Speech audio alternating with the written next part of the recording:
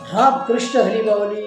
जय जय रामकृष्ण हरी बावली. आज संत तुकाराम महाराजांचा एक आध्यात्मिक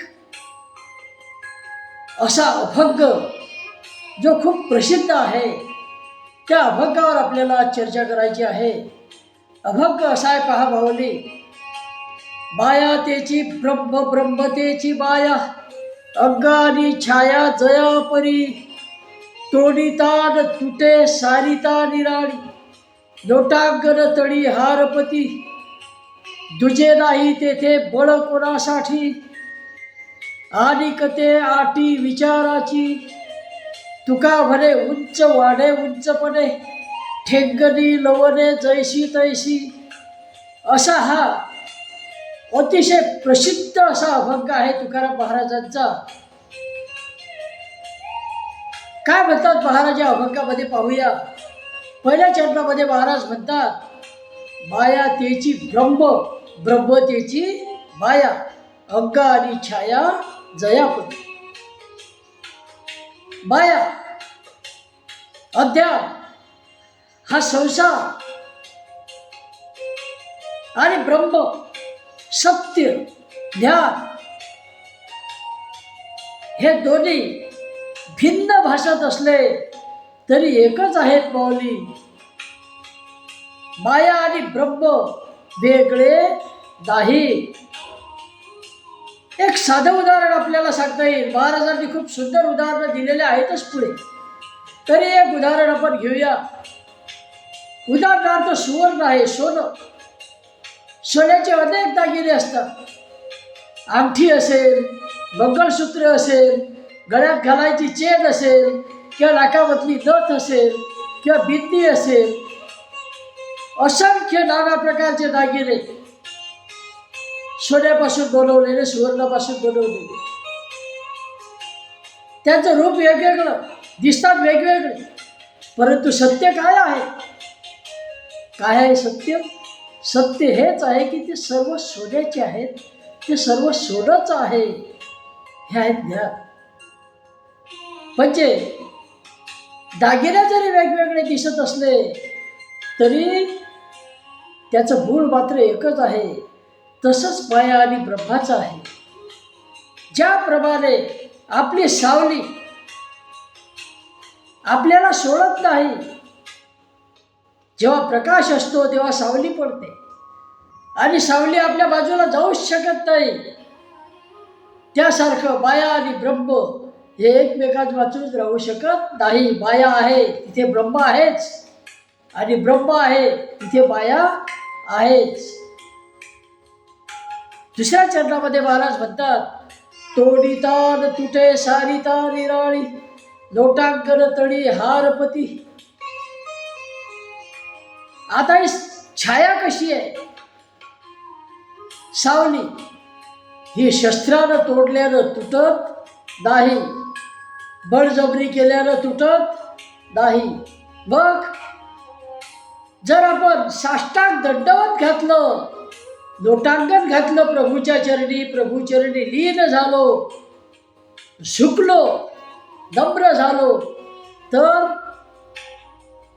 ही माया आपोआप नाहीशी होते. माया निघून जाते आणि उरते काय? तर ब्रह्मा उरते, ज्ञान उरते. हे महाराजांच्या अभंगामध्ये सांगायचं आहे.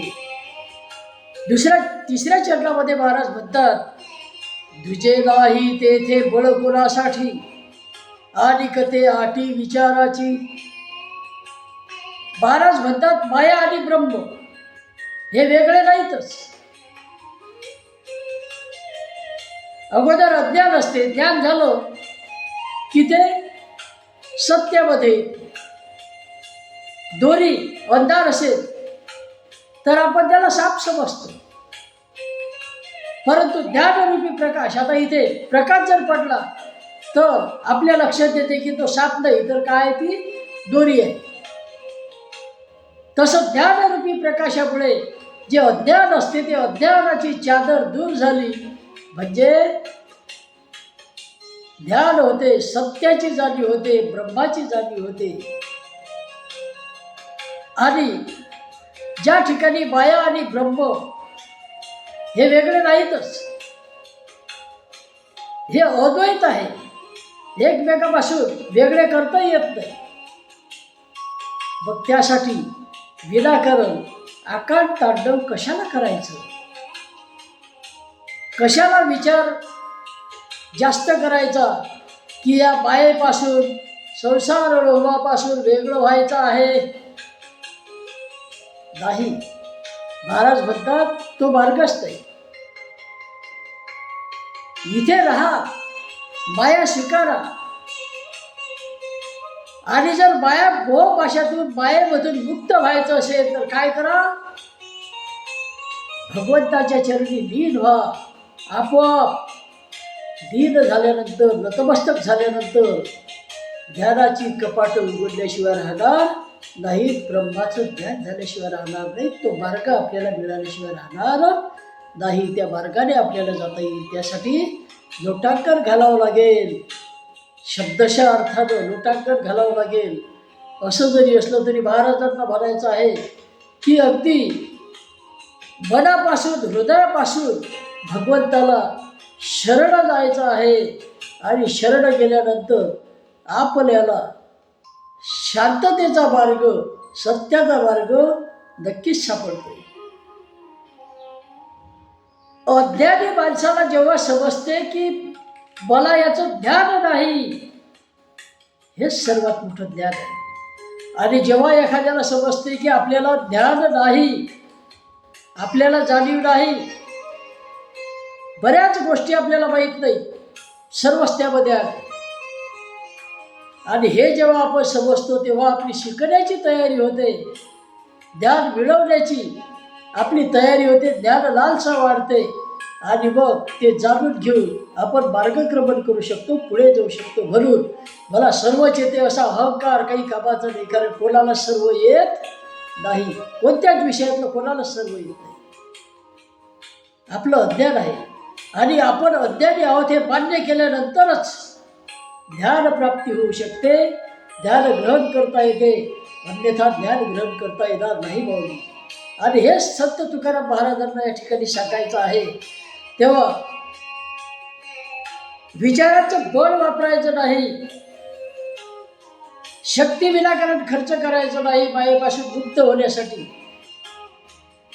पुढच्या चरणामध्ये महाराज म्हणतात, तुका म्हणे उंच वाढे उंचपणे, ठेंगणी लवणे जैशी तैशी. तुकाराम महाराज म्हणतात, आपण जर वरच्याच लेवलला राहिलो, स्वतःला वरच्याच लेवलला समजत गेलो, उंच समजत गेलो, तर काय होईल? जे सावली आहे ते सावली मोठीच होईल. परंतु आपण जर लीन झालो, आपण जर लीन झालो भगवंताच्या चरणी, नम्र झालो, ध्यान मिळवायला लागलो, आपल्याला माहिती नाही याची जाणीव आपल्याला झाली, तर नक्कीच आपल्याला मार्ग सापडेल, आणि आपण मग ज्ञानाच्या मार्गाने मार्गक्रमण करू. माया ब्रह्माचे प्रगट रूप आहे, माया हे ब्रह्माचे प्रगट रूप आहे, आणि हे सर्व चालवणारा ब्रह्म आहे. जगत मिथ्यम ब्रह्म सत्यम असं जे म्हटलं जाते, ते जरी खरं असलं तरी हा जो मायेचा पसारा आहे, हा जो संसार आहे, हा कोणा रचलेला आहे? सर्व भगवंताचाच खेळ आहे. निरनिराळ्या रूपामध्ये भगवंत आपल्या आजूबाजूला असतो, निरनिराळ्या रूपामध्ये, आणि हा सर्व मायेचा पसारा त्याला रचला म्हणून तोच याच्या पाठीमागे आहे नव्हे, तोच आहे, त्याचंच वेगवेगळं हे रूप आहे. जसं सोन्याचे अलंकार, दागिने हे अनेक असले तरी सोन्यापासून बनलेले असतात, तसे मायेची रूपं वेगवेगळी असली तरी शेवटी एकच असते, ब्रह्माच असतो. ब्रह्माच असते रूप आहे, माया आणि ब्रह्म वेगळे नाही. अतिशय सुंदर असे उदाहरण देऊन तुकाराम महाराजांनी हे आपल्याला समजून सांगितलेलं आहे. देह जेव्हा उंच असतो तेव्हा सावली उंच असते, आणि जेव्हा आपण नतमस्तक होतो तेव्हा सावली नक्कीच लहान होते. जेव्हा आपण झुकतो तेव्हा सावली नक्कीच लहान होते. तेव्हा परमेश्वराचरणी जर आपण लीन झालो, कोणत्याही प्रकारचा अहंकार ठेवला नाही आणि ज्ञान ग्रहण करण्याच्या मार्गाने गेलो, सत्याच्या शोधामध्ये लागलो, तर नक्कीच आपल्याला मनाची शांतता लाभते, ज्ञानाची जिज्ञासा वाढते, आणि सर्वात महत्त्वाचं आपण अज्ञानी आहोत हे मान्य जर केलं तरच आपण ज्ञान मिळवू शकतो. नाहीतर एखादा म्हणेल की मी खूप मोठा ज्ञानी आहे, खूप मोठा ज्ञानी कोणीही नाही. आणि म्हणून अगोदर आपल्याला हे मान्य करावं लागेल की बऱ्याच गोष्टी आपल्याला माहीत नाहीत, त्या माहीत करून घ्यायच्या आहेत. आणि सर्वात महत्त्वाचं म्हणजे माया त्याची ब्रह्मतेची माया, अंग आणि छाया तयापरी. जसं सावली शरीरापासून वेगळी करता येत नाही, तसं माया आणि ब्रह्माला सुद्धा वेगळं करता येत नाही. हे अभंगामध्ये संत तुकाराम महाराजांनी अतिशय सुंदर अशी दृष्टांत देऊन सांगितलेलं आहे. त्या माऊली असा हा 4 चरणाचा सुंदर असा अभंग आपण पाहिला, तेव्हा परत एकदा अभंग ऐकूया. माया त्याची ब्रह्मतेची माया, अंग आणि छाया जयापरी, तोडितान तुटे सारिता निराळी, लोटांगणा तळी हारपती, दुजे नाही तेथे बळ कोणासाठी, आणि कथे आटे विचाराची, तुका म्हणे उंच वाढे उंचपणे, ठेंगणी लवणे जैशी तैशी. राम कृष्ण हरी माऊली. जय जय राम कृष्ण हरी, जय जय राम कृष्ण हरी, जय जय राम कृष्ण हरी.